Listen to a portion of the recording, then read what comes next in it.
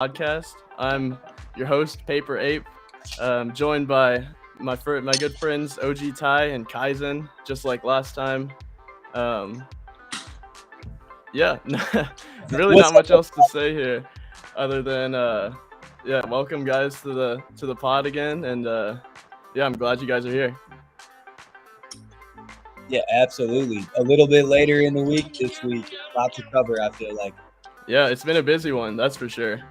Um, Yeah, it feels like a month has gone by in NFT time since last time we talked. Yeah, yeah. yeah, 10 days. especially with the goblins and everything else happening right now. I figured that was going to be the main topic for the day. Just to give everyone a quick update, I just released a "What is Goblin Town" post on Apewell. So if you guys haven't heard anything about it, you can check that out, get a quick summary and my thoughts. But I think most of this podcast we're going to be talking to Ty about. He got in early, so I definitely want to talk to him a little bit about his thoughts and his perspective on it. I dumbly faded it at point three, but that's On the all right. last episode, I think he faded him publicly. He said, "I'm not going to buy. It's probably going to 10." And Yep, you know, or whatever. literally last two live streams I was talking shit. Well, And that's thank you for pumping my bags.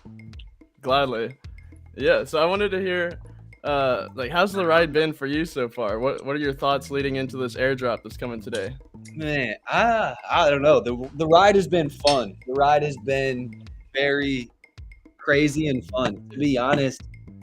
And I've heard this from a few people who don't even have goblins, or at least just on the Twitter feed. But I feel like I haven't had so much fun just joking around in the spaces in a long time, especially during a bear market. I think it's a good distraction, but it's turned into more than a distraction. I feel like it's a legit project with legit potential, and maybe or maybe not. I don't know what the initial founders or team had in mind, but I wouldn't be surprised if we saw a goblin party at NFT NYC the way this thing blew up. Yeah, it definitely seems like they've got everything planned before they do it, which is really good to see. Who do Yeah, you think is? Have you heard the rumors about Yuga Labs being the team behind the dude, Goblins?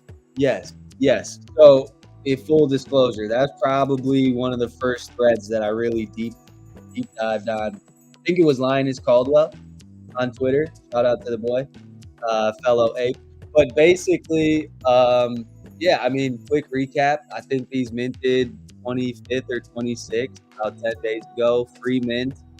First hit our radars around 0.05.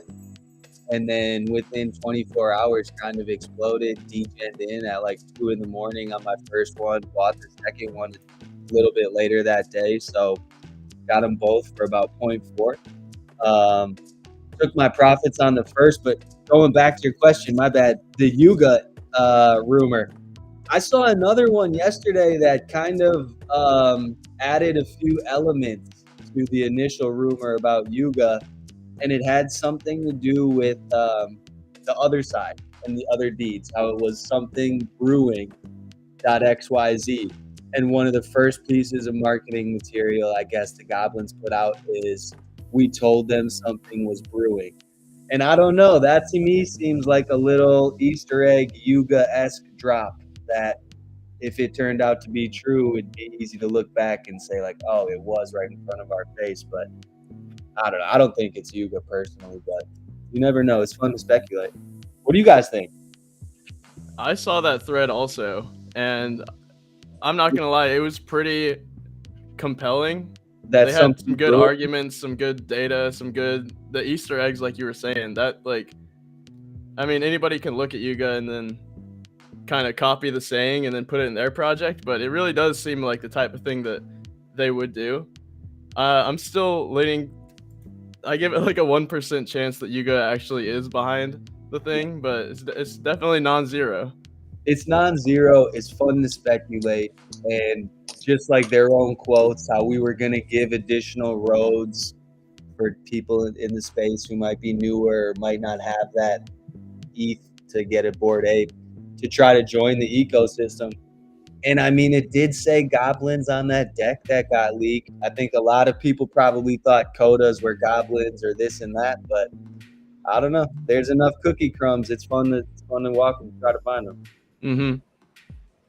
What about you, Yeah, Kaizen? I agree. I think that there is a chance. I think it's low percentage chance that it's actually Yuga. But if it was, I mean, what a genius marketing move. Like, I wanted to be Yuga so bad, even though I don't. I sold my Goblin the other day.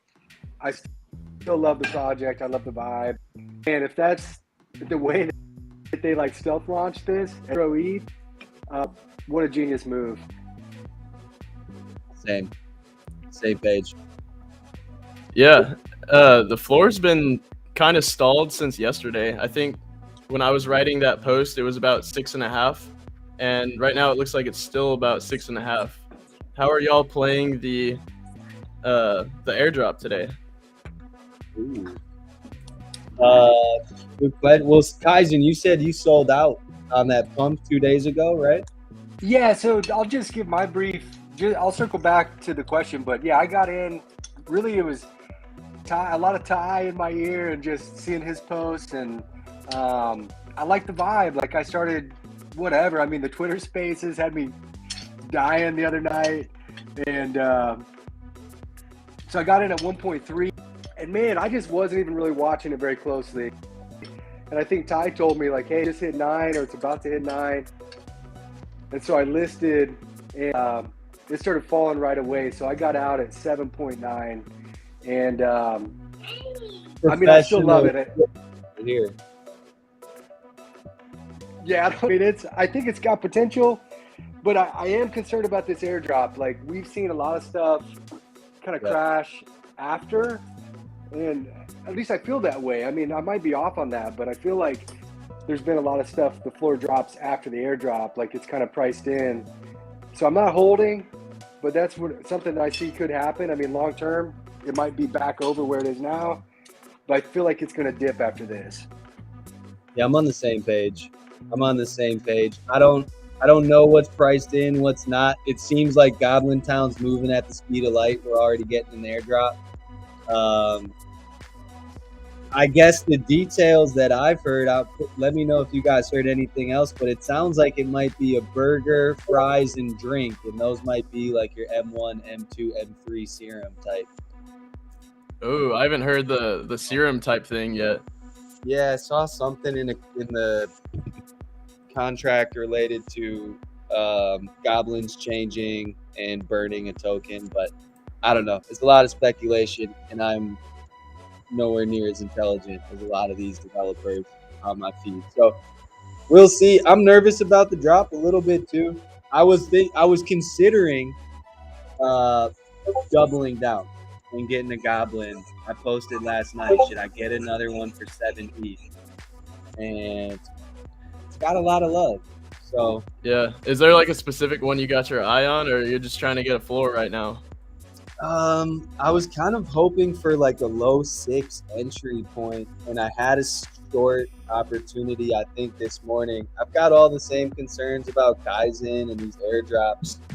I think because it got to 9, we're at 7 right now. The floor's kind of held particularly well, in my opinion, and bounced well at 6, given that crazy run up. But it's almost uncharted territory. So I feel like 2 right now, because I'm playing with house money, kind of opens up my options. I can cut my losses quickly, or maybe ride up this pump for an extra ETH or 2.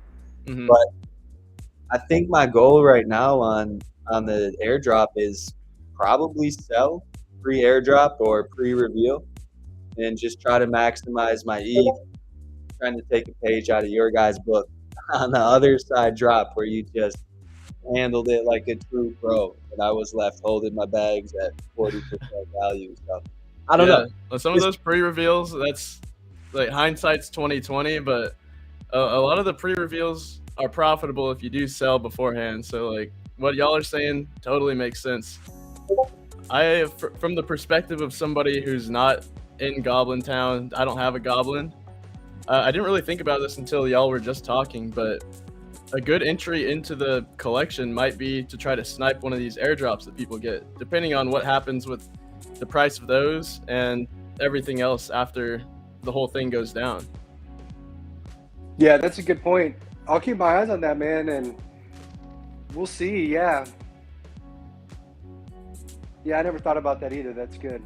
Yeah, that might be. I guess it'll depend what kind of utility and membership into the collection this next thing actually has, which I guess nobody knows anything about. It sounds like. Yep. Yeah. And I will so, say- do you oh, guys sorry. think? Do most projects, when they do an airdrop like this, is it going to be something that's revealed or unrevealed? Ty and I were talking about this yesterday. I don't know. I have no idea. Yeah. I feel like they're the type of people, since clearly so far everything they've done is marketing genius. Yeah. I am leaning towards that it'll be unrevealed whenever everybody gets it, and just keep the attention going a little bit longer, put some more gas in the tank, if you will, just so they can keep chugging along with all the momentum they still have. I think that makes sense. I think you're probably right that they'll. I mean, obviously they're gonna. If you're a creator, you're gonna make your commission right on all those sales pre-reveal. Like that's the formula that almost every project's gonna pump pre-reveal if it's got a little bit of buzz. Yeah. There was one thing I found when I was doing all the research for them that I haven't really seen many people talk about, and that's how the Goblin team reserved 1,000 of the Goblins just for their team. Have y'all looked into that at all, or like, is that concerning to you guys? It's a large amount. I think from what we're typically used to, for sure. It's because, I mean, it's 700 each right now or whatever, or 7,000. Pretty crazy. I don't know. I think they're getting away with the free mint. You know what I mean? True. So Yeah, I mean, if you go off that, then technically they're all worthless. So Right, and that okay. So what percentage? So that's 10% of the supply, 10%. right? Like, mhm. what percentage did Yuga hold back from the other side? Because That's they a good held back a question. decent percentage too, and I mean, the price action hasn't been what we were all hoping, but there's other things going on in the bigger markets that are affecting it. But that didn't cause anybody to pause for that. Like, oh, I'm not going to buy in because they're holding 5% or whatever they held. Right. yeah, that's a good point. I'm not sure. I'm gonna see if I can look up really quick on Jim. The other thing that I always forget about this, but there's still half of the other deed supply hasn't even been released yet. Yes, exactly. I'm wondering if that has anything to do with the price being where it's at right now. But I have no idea. It looks like the highest wallet address for the other side holds 13,000, which is 13%. So that's also really high, just like the 10% that Goblin Town holds. I think they did take 10. Something about 10 seems like it stands out to me. But I think on the apes, though, each founder just took one. Like the original founders each just took one ape. Mm-hmm. Yeah, I think so. It seems like that's the typical strategy to do. I've been trying to figure out for my own project how much is an appropriate amount to reserve. I don't think it'll be 10% though. Yeah. What's your supply going to be, Paper? It's gonna be 999. Nice. Felt like that was a good video game like number. Hey. Yeah, that's a good number. Yeah. But no, I'm probably only gonna reserve like 2.5%, like 25 total is what I had in mind. It's still all. I don't know if I'll make any last second changes, but we'll find out, and hopefully that's gonna launch in the next week or two. So Is that- I got are my work those cut out. accounted for, Paper, or are you just gonna hold them for the right moment type of thing? Those 25. Yep. I'm just gonna hold them until. I mean, I'm my idea is to just hold them for marketing, promotional type things, and then if I have anybody join the team or anything similar to that, I can just reward them with vision decks for helping out. That's the plan. Right on. I think that's a good little amount. You can Yeah, always. I don't want to go too overboard because there's not really, for me, I'm not sure why people reserve like 10% of the supply. I'm sure they have their own plans for it, but I can't think of any reason why I would personally need to for the project that I'm working on. So I think 25 will be just right. Yeah, 25 sounds good. They're in safe hands. Yes, sir. Yeah, I agree. And I think a lot of projects hold back percentage for strategic partnerships. I know Moonbirds was really public about, hey, we're holding. It wasn't many, man. It was like at most it was 100. But yeah, and they like every time they give one out, they kind of tell the community, we gave it to so and so, and here's why. But yeah, I feel like 25 is a good number to be able to do something like that too. Yeah, the similarity with how many NFTs were reserved by the team, maybe that's another thing to look at, comparing Yuga Labs to whoever's behind the Goblins. You know, it sounds like you're getting ready to pull the trigger on a goblin. Well, hey, the tables have turned. The tables have turned. So Ty, does that mean you have to sell the mutant, or do you have 7 ETH clean and clear that you're trying to do something with? I've got some ETH to play with. The target I'm not trying to completely go all in, but I got about. I mean, right now we're sitting okay. I've got 6.95. That's what I loaded up, and hoping it would be more than enough when it was like 6.8 yesterday. Someone just listed right below the floor, 6.25 on OpenSea. 2.5. It's getting close. It's getting close. Yeah, there was a quick opportunity for 6. It seems like it's been doing pretty well between 6 and 7, where even if you catch it at 6 and you maybe need to get out or just looking for a quick flip, you can make a little money in between 6 and 7 if you're just worried about a few decimals. Yeah, definitely. It's tough. It's tough buying a free mint for 6 ETH, but you really never know because it's not like they're worthless whenever they're created. Like, they've made their own worth. What surprised me about everything is just how quickly they made a culture around this whole thing. Yeah. And I think that's why the prices are sustaining for as long as they are. I agree, dude. I think that's such an important thing that you brought up. And I think part of what I think is awesome about it is, like, you can't really tell who's on the team or who's not on the team. Like, are all of these McGoblinburger goblins like on the team? Are they working for McGoblinburger? Like, who's really involved? Who's not involved? The stories that the community has already come up with and created on top of the memes. It seems like all of this projects that go to double digits have this. You know what I mean? And maybe they pump too quick, too fast, airdrop, who knows? We'll see.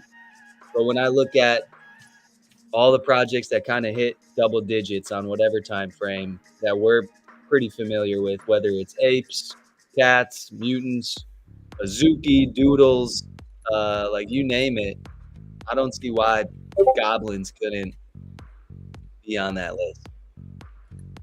Yeah, agreed. And a couple things. I think with goblins, and I just remembered this, like with the free mint, like that's kind of the new meta right now. A lot of projects are doing that right now.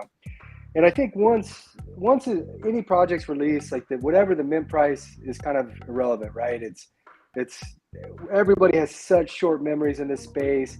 It's what's happening at this moment. So it's like I try to wash that away. Whatever it was, it doesn't matter.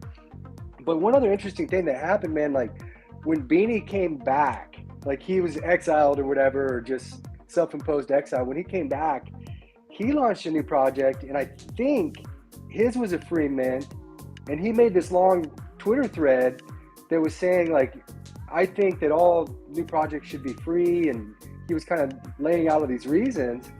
And I read it at that time. This was a couple months ago. I was like, screw you, Beanie. Like, you already made your money. Like, why can't these other projects make their own? Like, that's I don't like that take coming from somebody that's already made their money. But it's interesting to see, like, that's kind of how things have unfolded, is that there are, I don't know how many this week, but there's been several that have hit my radar that are free men's. Yep. So you're saying Beanie is goblins? Man, what if? What would that do? You could make a case for it. The man is smart. Like, don't get me wrong, I'm not a fan of Beanie, but the dude is good with game theory and marketing. Yep. Yes. And yeah, who knows? I doubt he's actually behind it, but just like Yuga, non-zero chance. Non-zero chance. Beanie or Zagabond might be behind Goblin. Yeah, that's like kind of what I was writing about in the article that I published yesterday about just the fact that nobody knows who's behind the team. That's one of those mysteries that people are going to speculate on forever until they find out. And then whether it's a good or bad outcome, it's going to generate noise for the Goblins, and good or bad publicity, it's still publicity, and people are going to be paying attention. Agreed. Yep. Yeah. I mean, how long were the Bored Ape founders anonymous? Until they got doxxed in that journal, right? I think so. Yeah. Whatever. Yeah, I don't personally have a problem with anonymous founders. It would maybe deter me from investing in some things, but I think I'm kind of hypocritical if I say that I don't like them, because I'm kind of one in a way. What are y'all's take on anonymous founders? Good or bad?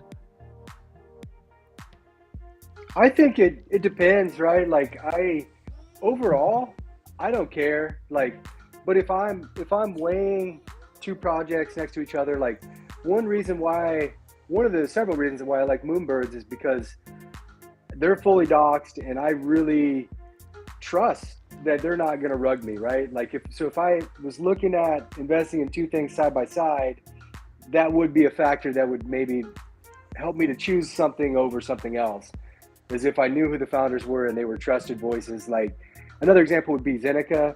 Like, I just totally trust that guy. And if I knew that he was behind some project, like, I would be in. And so I think it's a plus if it's the right person, but I'm not going to avoid a project if the founders are not doxxed. I kind of don't care, like, honestly. Yeah, I'm kind of in the same, but I think it can be a plus if they're solid. It can be a minus too, because I mean, I feel like there's a lot of projects with new founders, which is kind of similar, like really young new founders too, who might not have as much business experience, like launching a project. So I kind of look at that as like, it gives you more info to try to make a better decision. But if a team's anonymous or not, it's not necessarily gonna. In a way, it can be better for that project because you don't know who's involved, and if it does well, it's shooting blind a little bit. You know what I mean? Yeah, I totally agree with both y'all. Like, for me, I think there's a type of anonymous founder that works, and then a type that's a little bit more sketchy, and that just depends on how long they've been in the space and how long people have been able to see their actions and see if it's consistent with their words, if that makes any sense. Like, totally. If you have somebody who's been active on NFT Twitter that's anonymous since like last May or something, then they've been around for a year. You should have a pretty good idea of what they're like and whether they're capable of running a project. The gray area not the gray area, it's a red flag for me whenever it's a brand new anonymous founder who's no record on social media or anything like that.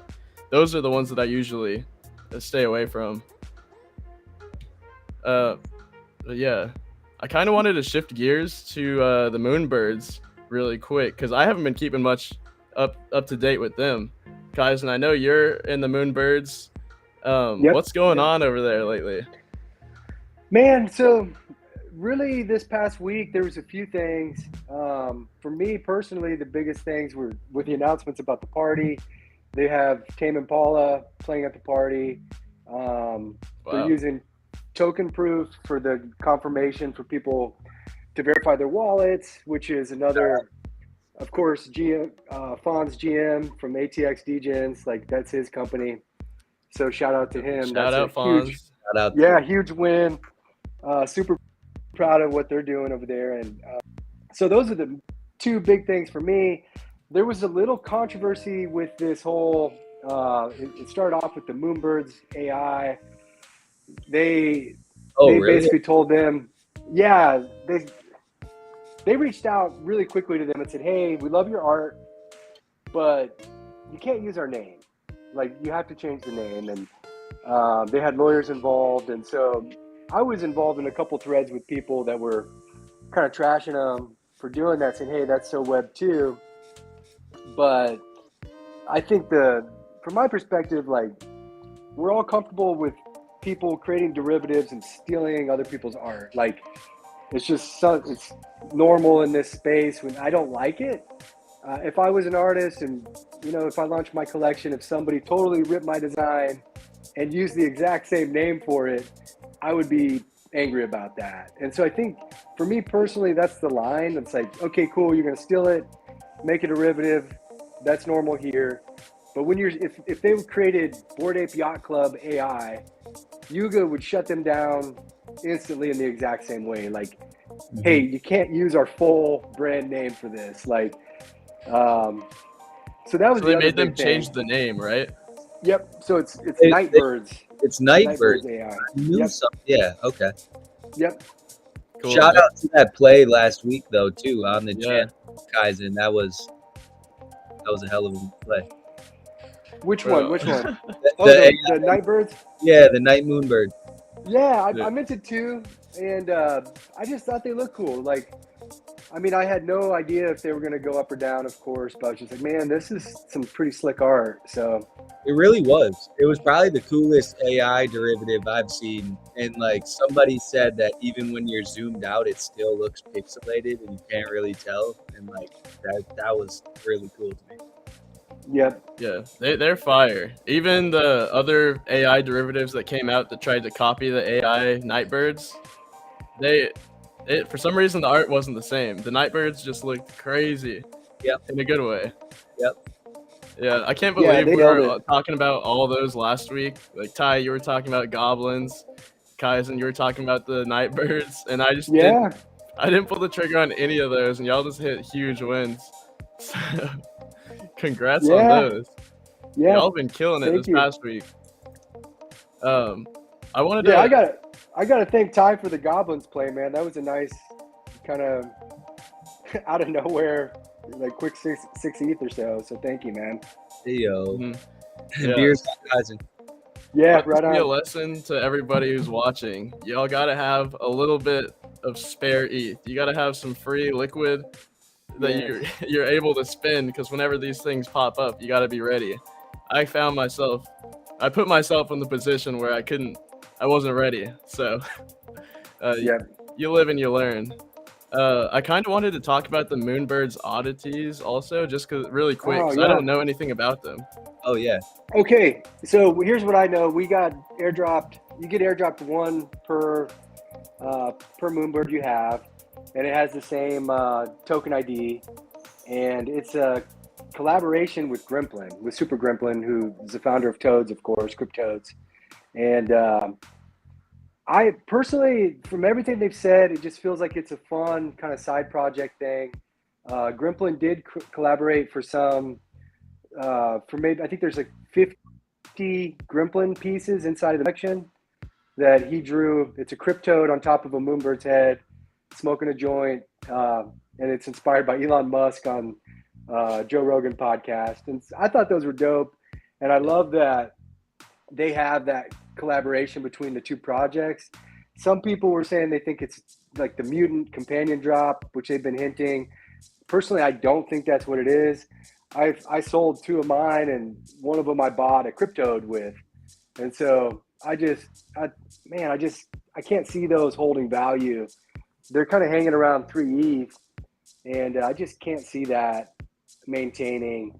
I think post reveal it'll probably be like 1 ETH max.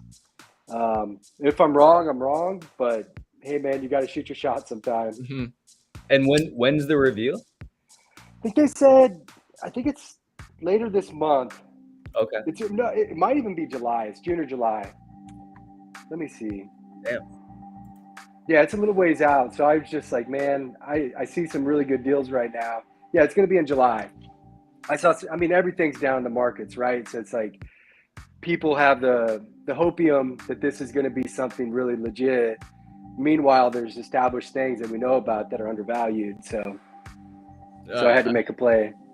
I hate whenever things stay unrevealed for that long. A long time. I feel like it's almost counterproductive in a way of like everyone's excited about it, and then the excitement dies down even though it's unrevealed. But who knows? Maybe it kicks back up right before the reveal. I could imagine some kind of marketing. They got some kind of marketing thing planned to do that. Yeah, I'm sure. Hey man, one other thing about Moonbirds, like they do a lot of really cool things with the traits. That if you're a holder of certain traits, like everybody will get airdropped something. And so what's going on with Kevin Rose's connections? And for me, that's the number one benefit of Moonbirds is I've kind of talked about this, like he's very Web2, like corporate. He's a corporate guy and very like woke about everything. It's just too much for me in some ways, but he is connected. Like he's friends with Grimplin, Snowfro from Art Blocks, and many artists. And so both those guys just called him and said, hey, we want to do something for holders. And so I don't know, it's like all the hard eyes got an airdrop. Anybody that has a hoodie is going to get a free hoodie. Anybody that's got there's like a what is it? The Chromie Squiggle over their head. They're going to be in a raffle to get a free Chromie Squiggle. And so that is really cool. Yeah, it's pretty fun, man. And so just random artists are kind of connecting with Kevin Rose saying, hey, we want to do this for this piece of the collection. Yeah, that's sick. I think more projects should do that. Because it gives, I don't know, because some of these have traits that you might find on the floor, but, you know, if the team behind it gives them extra utility, then that instantly becomes worth a little bit more than it was previously. I wish we could see that in some of these other collections. I didn't even know they were doing that. Yeah, it's fun. It's really fun, and that was part of the roadmap. You know, I was following this before it even launched and got in a little bit late. But they were talking about it in those first interviews. So I mean, they had a really solid plan going into it. All right. I wanted to switch gears a little bit again to more of just like a market recap. Not really as much of a market recap as just more of like what projects are you guys watching? So I know we've talked about some of the stuff that we've been dabbling in for the past week. Is there any other things out there? I've been looking at the top projects and I just noticed Boki has been going crazy. Maybe it's bull season again. Yeah, I hope so. Man, I faded the Boki thing, and when it was like right after we did the last episode, I saw that was getting some volume, and I almost added that to the chat for you guys to keep an eye on, and I faded it. I think it was 0.4, and I don't know, man. That's one I wish I would have just snagged one. Yeah, this thing, I saw a lot of influencers pumping it, and I thought it was just going to be one of those that instantly just pumps and dumps. But it's still on the pump right now. Yeah. What's the floor at? Floor is 1.44. Okay. And I think, Kaizen, what'd you say it was last time we were on? I want to say it was 0.4 if memory serves. Like it's done really well. Yeah, that sounds right. I know I think briefly they got brought up last week or something like that. But I was thinking about pulling the trigger too, but I decided against it. Yeah, we all goblin maxis here. Goblin Yep. Max. There's Yeah. not so much like I don't really think there's too many new projects on the radar outside of what we're already seeing. I think there's a lot of gear up for NFT NYC. I'm almost looking more at like existing projects to see what they're going to be doing, and just I don't know. I'm hella excited for New York because I didn't get to go last year. So Same.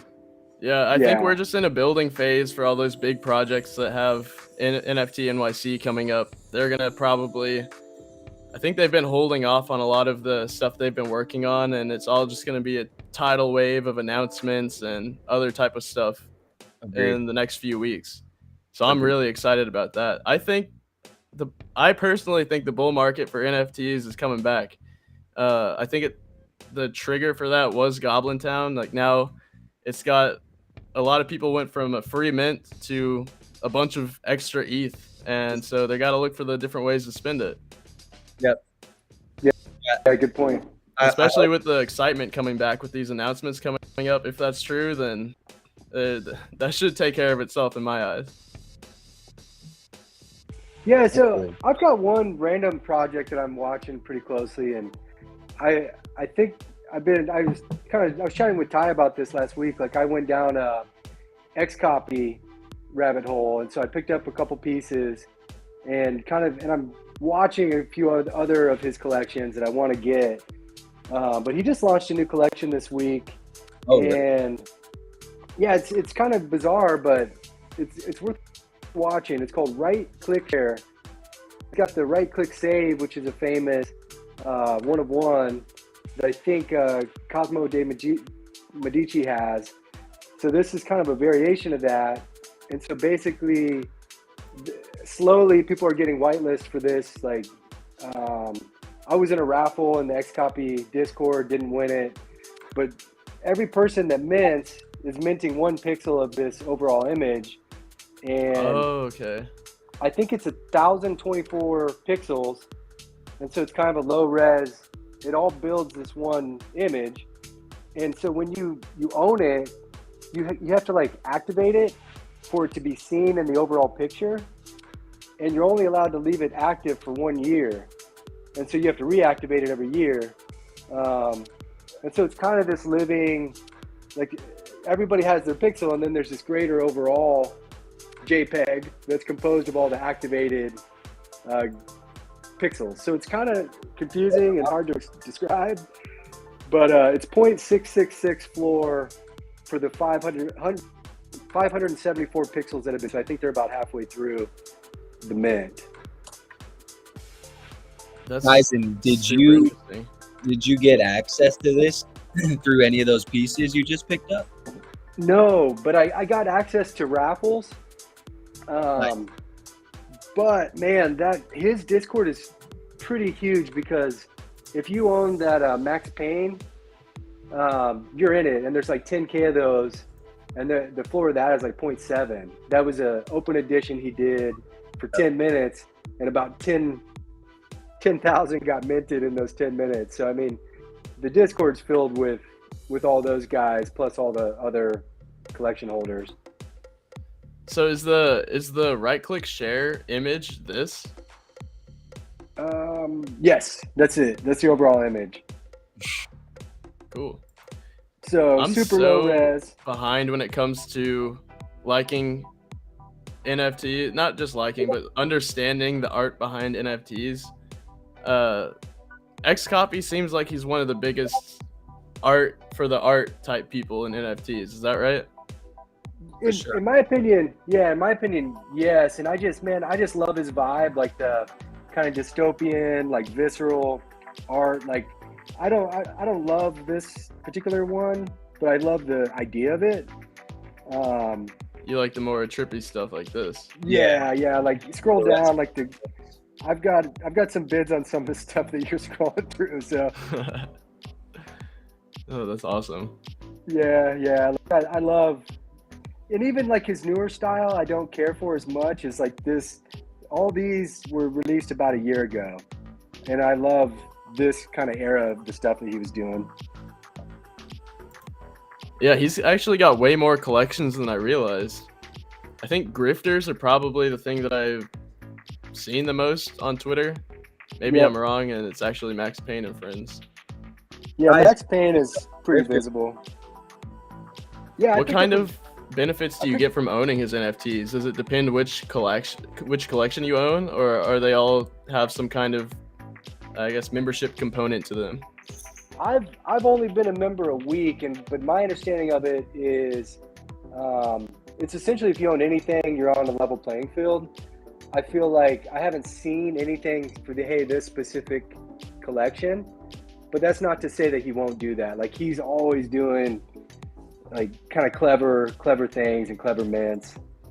And man, one other thing, he's just so OG. Like I think as soon as NFTs became a thing, he was minting things, and he's got collections that are lost on different platforms that just folded, and different chains that just folded, and people have found ways to port some things over to OpenSea. So I just feel like historical play, like I don't want to go too deep in this because it's probably going to take time, but Ty and I were talking about this too. In 10 years, I feel like this is going to be one of the guys that people look back and they're like, yeah, he's the Banksy of this, or the Warhol of NFT art. Yeah, he's an OG. He's gonna go down in the books. That the whole porting things from one chain to another, that kind of brought up another topic in my head. Are you guys doing anything with any non-Ethereum NFTs? Not really, no. No. Okay. Neither am I, but I saw a lot of stuff on Solana. People were talking about it over the past month or two. I've always been biased against it, so it was just curious.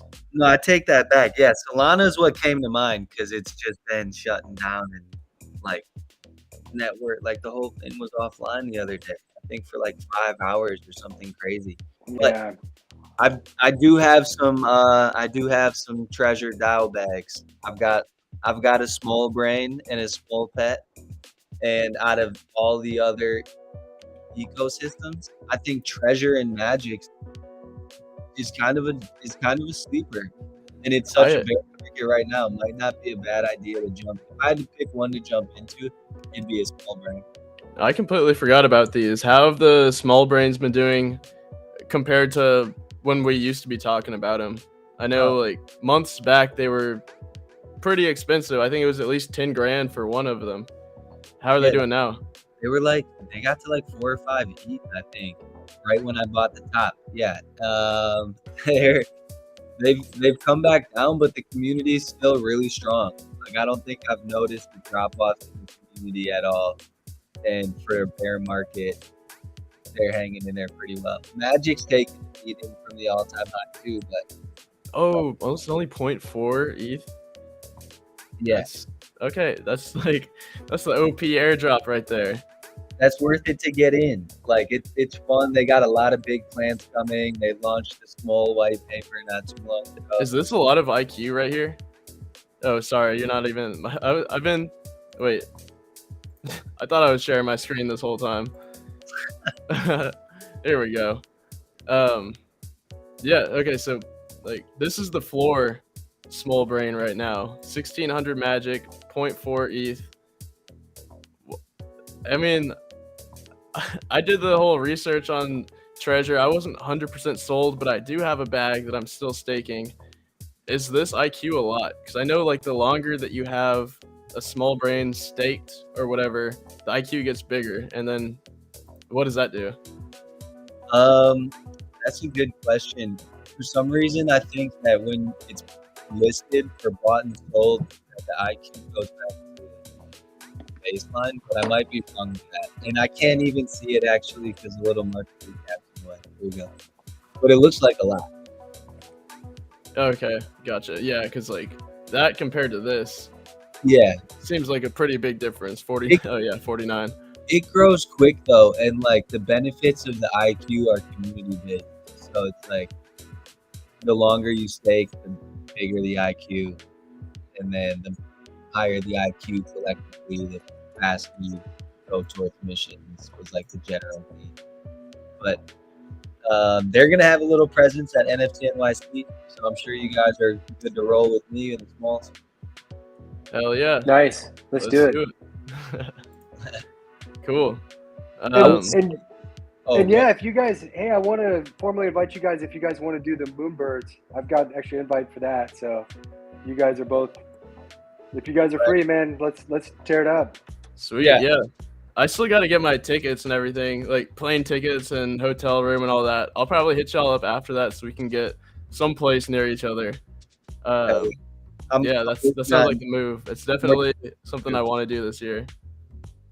Yeah, Paper, you got to go, 100%. I got a surprise store too for NFT NYC. It's gonna be pretty fucking sick. Oh, this is the Roopzilla Alpha or what? Yeah, something like that. But yeah. Well, stay tuned. Okay. Yeah, I'm excited to hear what that is, man. He's an amazing artist, and I want to see what y'all's collab is about. That's gonna be sick. Yeah, I'm excited. Hopefully, we can share details soon. Yeah. For people that don't know, Ty is an expert in like AR, VR, XR type stuff, and I'm excited to see what NFTs end up moving into that realm and really taking over. Yeah, I know that's what really got me interested in the things like Clone X and the Murakami stuff, like I was talking about last week. So far, that's been an L for me. I'm starting to realize that it's going to be more of a very long-term play on the flowers, at least. But Clone X, I think they still got some stuff going for them, especially with Artifact just announced some kind of collab with Paris Hilton this morning, which was kind of funny to see. She's getting her own shoes. That's tight. That's going to be a great long-term play, though. I still have I agree. And Clone X, I mean, they've been doing the 3D stuff from the get-go. The only kind of successful 3D project, almost, I think. Yeah, it's really interesting to see how it'll be viewed as just a project by itself, like with utility, and the whole art aspect of it being done by Murakami. And that's really my whole thing behind the flowers too, is like, okay, he's the one that did the whole art and everything. His stuff already has a regular value on the regular art market, so I would assume that some of that would translate over to NFTs, and we'll see how true that is. I'll definitely be keeping up with that and talking more about it. But the last thing that I really wanted to talk to y'all about was the whole stuff with Nate and OpenSea. How much? Dude, I saw that. Yeah. Did you guys end up reading through this? I forgot what this is even called, an indictment maybe? Yo, hey, really quick. You still got market recap down at the screen. Oh, shit. Good call. Hey, I just wanted to sneak this in, too, on projects that I was watching. I pulled the trigger on a Loser Club last week. Loser Club official. Nice. So, all right. Let's talk about Loser Club. I think let's talk about fun stuff rather than just Nate.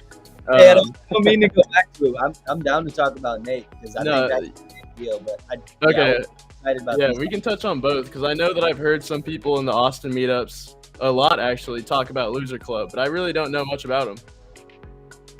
So, I've been aware of Loser Club and their lead artist Javon since, I don't know, probably like right at the turn of the year. But I think they've done a great job of like building an organic, authentic community from the ground up. And like their whole vibes are like, we're all losers, we're all in this together. And their art like speaks for itself. It's a crazy community, and I've been trying to get in on them for a while. So I was talking to somebody who went to whatever the LA meetup was a few months back, and they said one of the best events that they went to was Loser Club. So it seems like they have a pretty good presence out there. Yeah, I heard the same thing. Yeah, might have to look into this one. It's a good vibe right now, and like they kind of had a little bump with like in terms of price. Right around the time they originally launched and minted, they got up to like 0.6 or 7. A lot of the rares went and this and that, but then they kind of trickled down, and they've survived the bear market really well, in my opinion. Like, community is strong, great price point, some cool ones sleeping on the floor. That's Shout awesome. out to the losers. Hell yeah. I wonder if we'll see them in NFT NYC. Yeah, they've got some parties or some events going on. They said stay tuned for like the 20th, 21st, 22nd. Sweet. Yeah, well, that's a decent little entry price right there. Right? Compared to some of the other stuff that people have been interested in.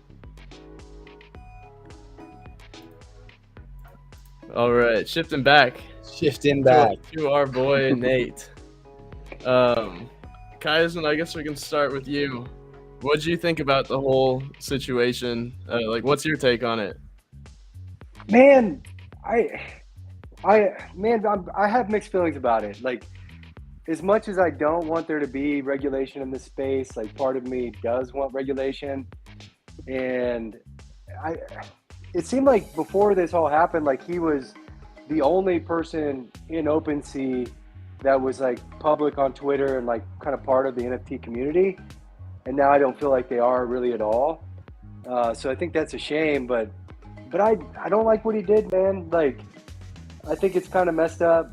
I understand why he did it. And, you know, if I was in that same position with that access to the information about what's going to be promoted and on the front page of OpenSea, like, I'd like to think I wouldn't do the same thing, but I can definitely see why he did it.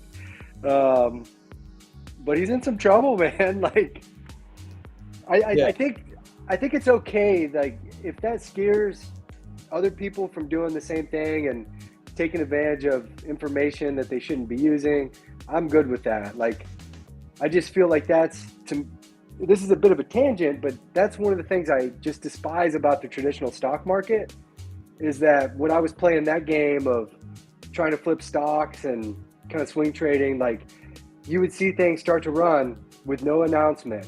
Mm-hmm. And then you're like, okay, something's up.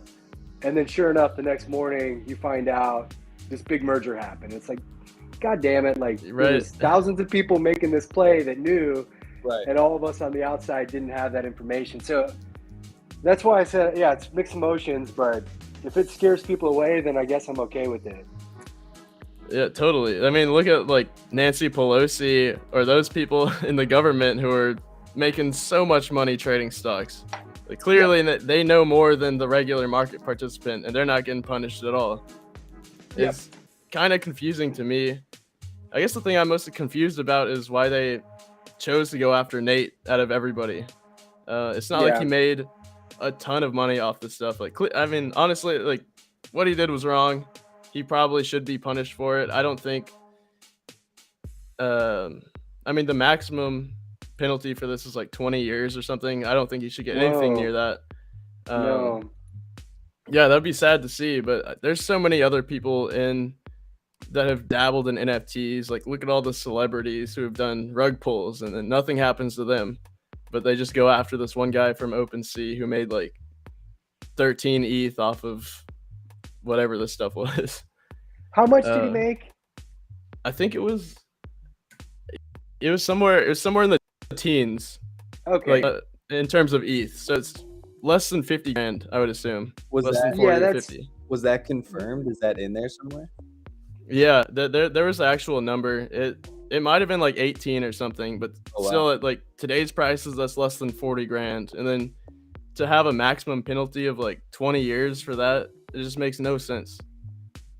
Yeah, I agree. Like, would be way too severe for what he did. Like, I'm okay with some kind of punishment, but if he sees even a year of prison time for that, then that's too much. Like, give him a fine, like, make an example, but That's insane. Mm-hmm. But just Yeah. like you said, Paper, like how many senators are in office right now that have profited millions of dollars off of insider trading that will never be punished? Like, this is a little bit insane. True. Yep.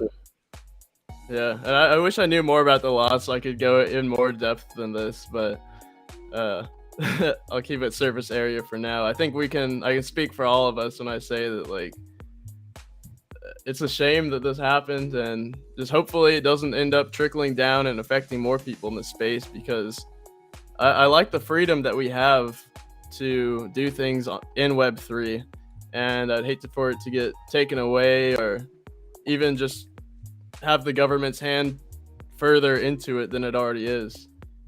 I wouldn't mind regulation for like stable coins and stuff like that, but I think everything else should be a little bit more lenient. Just my personal opinion. Yeah, I agree. I think the less regulation, the better. The stock market is over-regulated, and if it's a natural market, it will be efficient. When it's manipulated and regulated too hard, then it's unnatural, and that's what the stock market is. And it's not a it's a losing game for most average people. Facts. And so yeah, I feel like it's an even market. Like once, like we all have, like you're in the space for enough time, you can sniff out a lot of the scams, and I prefer it like this too. Yeah, I'm pretty sure everybody in the government thinks that the market participants are a lot dumber than they really are. There's definitely the dumb people, but I would guess that most of us know what we're doing, know what we're getting ourselves into, even if we make a bad bet. Like, part of it's just gambling. You never know what'll happen. Yeah. Yeah, you got to get lucky. Sorry, go ahead, Ty. Sorry, man. I was talking over you. Like, it helps you get lucky sometimes, yeah. But yeah, less regulation's probably better. Punishment's probably a little harsh, that maximum punishment, don't get me wrong. But, and like, who did Nate hurt? I don't know. I don't know Nate, like, personally. I know a lot of like, our community on Twitter fucked with Nate because he interacted with us. So that's actually a really good question you bring up, because I was reading a Twitter thread earlier today about the whole case, and it seemed like they said that OpenSea was the entity that Nate wronged. So it seems like the government or whoever's decided to sue Nate is putting OpenSea as the victim, which is kind of weird to me. I'm not really sure how all that stuff works, so I can't really go into any more depth than that, but it didn't seem right. I mean, yeah, sure. I mean, I don't know if that makes sense or not, but OpenSea is not hurting for anything right now. Like, I'm sure that hurt their perception or that image. They don't want their PM, doing this and that, and he made some money. It wasn't right, obviously, but like, OpenSea's making how many millions every day off these fees off of us? Like, right. Yeah. They're okay. They're okay. There's nobody else in this space right now that's doing what they're doing. Like, yeah, they totally got bigger agree. bags than any of the whales that we respect. Like they're the biggest winner in the NFTs so far. Yeah, we need some more competition for them. I wish LooksRare and X2Y2 could get some more traction, because they really do have some good benefits if you use those platforms. I've been really shifting my gears a lot towards the other stuff lately, but it doesn't seem like people want to move away from OpenSea for some reason. Yeah. Well, we pretty much covered every topic that I wanted to talk about today. Was there anything that you guys had on your mind before we head off the podcast? That pretty much covered it. I mean, goblins, Nate, derivatives, moonbirds, little precursor for NYC. Still got the vibes going. I'm feeling pretty good. Hell yeah. You guys got any plans for the weekend? My brother's coming into town, so we're just gonna be doing stuff around Austin. Hey. Nice. Yep, that's all I know. That's all I got on the plate. Right on. Well, I'll hit you guys up when I get back. Shout out to the A12 Yes. podcast. Thank Yeah, you, we'll thank get you. together. We got to do a get together in real life sometime soon, boy. Hell yeah. We really do need to get some drinks or grab some food somewhere or something because yeah, this whole thing's really cool. Y'all are sick. Thank you guys for doing this with me. It's fun like always, and it's always really good information sharing. Yeah, hell yeah. Cool. I'll All let right, you guys guys. get back. Take it easy, yo. Okay, Yep. See you guys. later. All right. Well, if you guys are still watching on YouTube or Twitch, thank you for joining. Give us a subscribe or follow us to stay up to date with everything else we end up covering. Go to apewell.com if you want some free research articles on NFTs, crypto, DeFi. I've been putting them out for over a year. They're all free. But that's probably going to be changing soon after I launch an NFT project in the next couple weeks. So also join our Discord if you want to be up to date on that. And yeah, that's really all I got. We'll be back next week, hopefully Monday for another podcast. We'll see what ends up happening this weekend. But if not, I do the Degen happy hour every Wednesday at 1 p.m. Central. So y'all can be sure to join me then. But thanks again for joining, and hope you all have a good